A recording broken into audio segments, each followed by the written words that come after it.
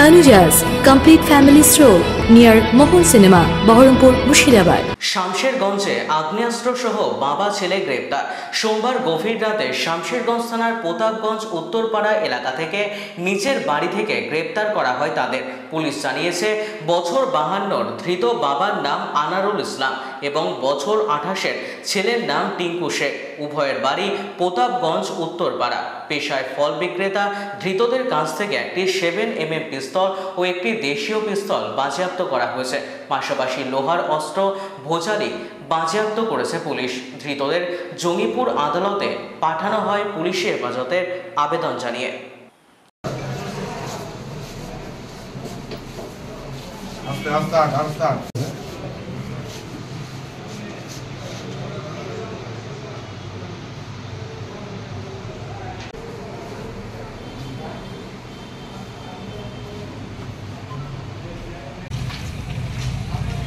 এই গাড়িতে চাপিয়ে দেওয়া হলো এইমাত্র।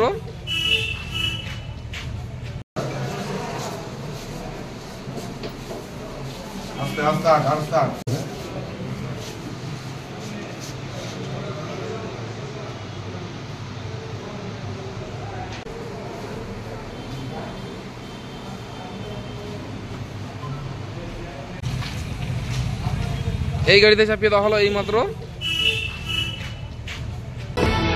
Tanujas complete family stroll near Mohol Cinema, Baharampur, Mushirabad.